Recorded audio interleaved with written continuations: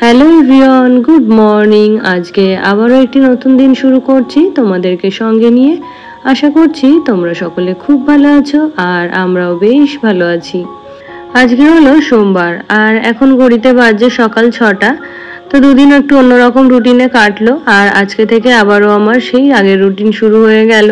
তো এই যে হাজব্যান্ড যাবে অফিসে, তো একটা নির্দিষ্ট সময়ের মধ্যে আমাকে রান্না করে দিতে হবে। তো সেই জন্যই দেখো সকাল সকাল উঠে ঘরের যে কাজকর্মগুলো থাকে ওগুলো আগে সেরে নেব। তো এগুলো তো রোজই করতাম, তো আগে ওই একটু তাড়াহুড়োই থাকতাম জন্য তোমাদের সাথে আর কি শেয়ার করা হতো না।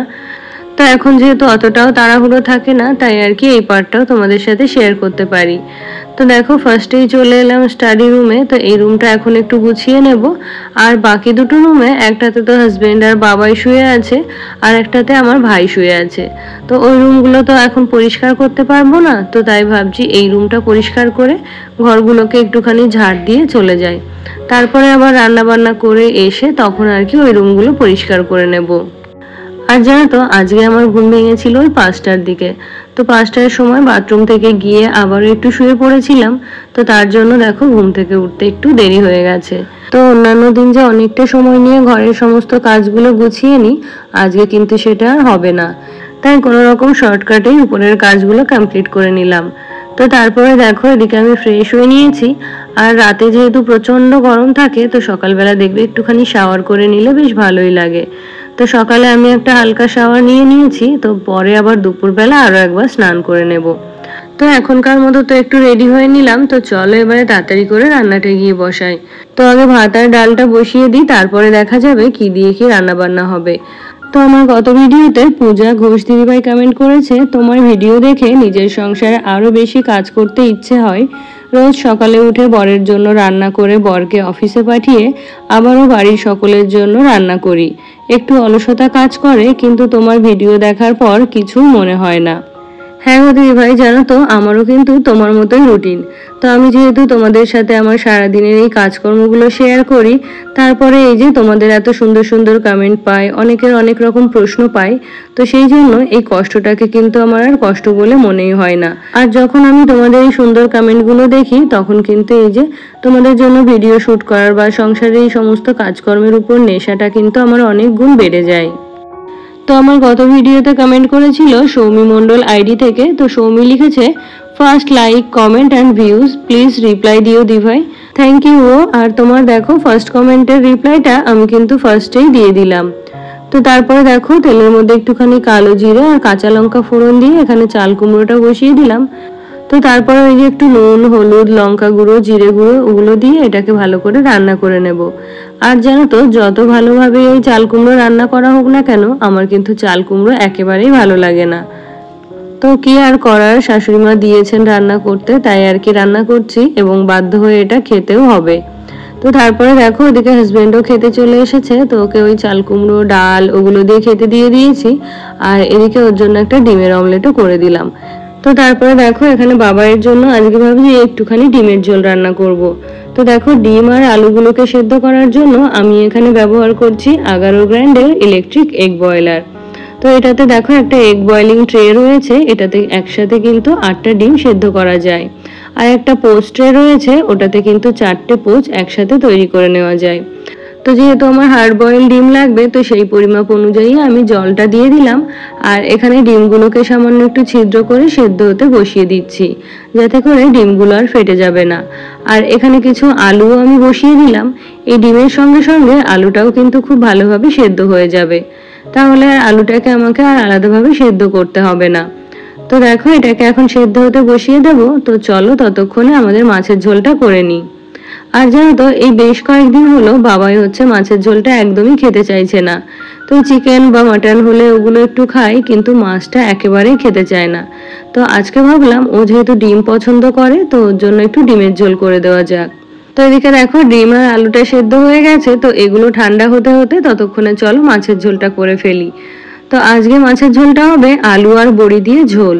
তো আলুগুলোকে ফার্স্টেই ভালো করে ভেজে নেব। আর ওদিকে আগেই কিন্তু আমি বড়িগুলো ভেজে তুলে রেখেছি।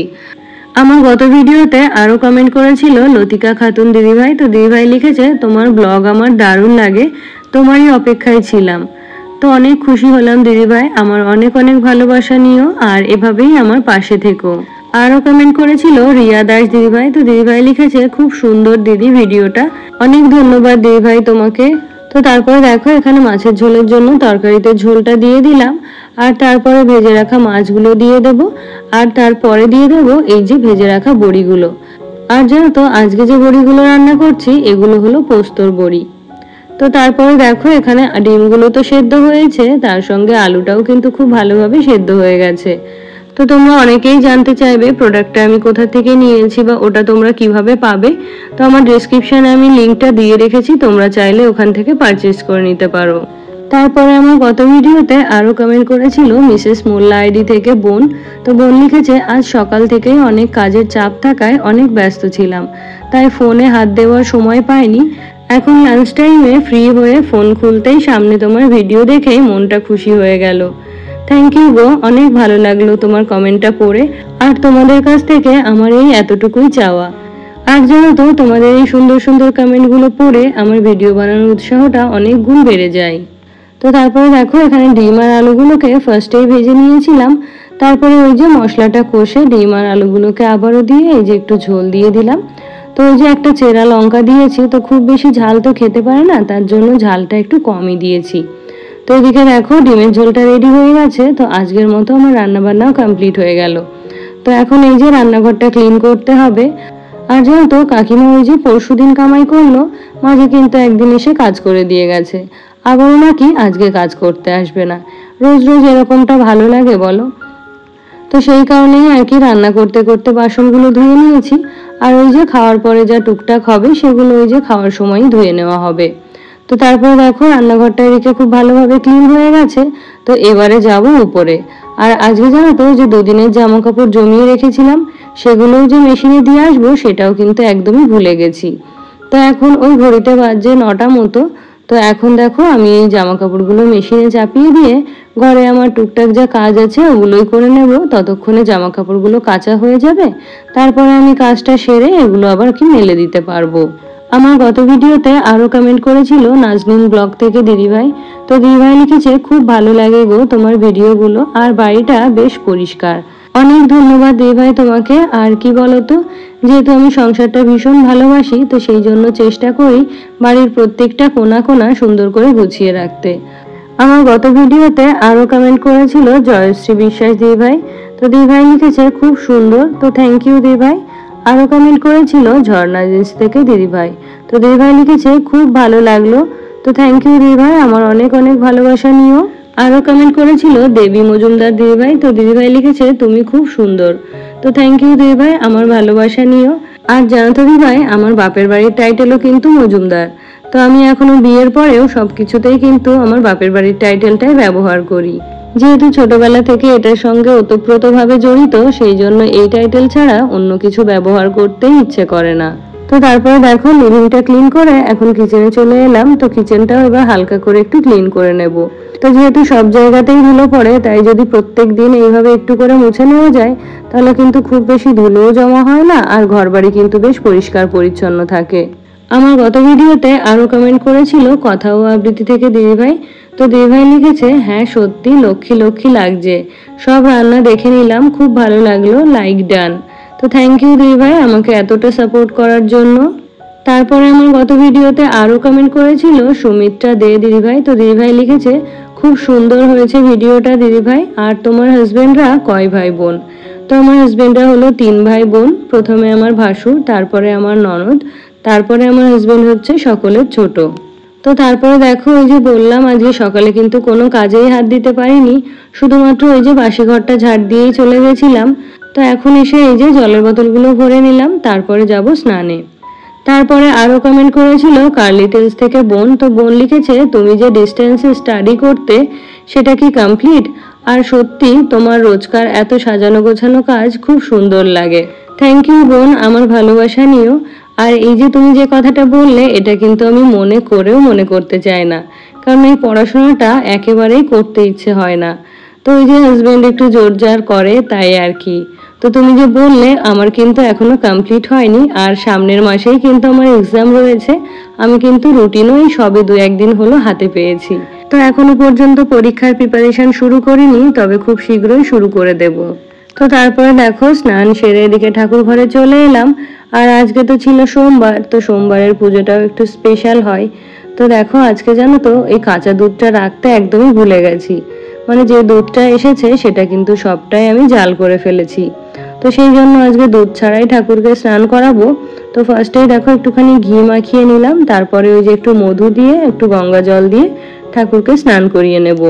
তারপরে আমার গত ভিডিওতে আরো কমেন্ট করেছিল রিমা ঘোষ। তো রিমা লিখেছে, দিদি তোমার কি লাভ ম্যারেজ? না গো বোন, আমাদের হচ্ছে অ্যারেঞ্জ ম্যারেজ।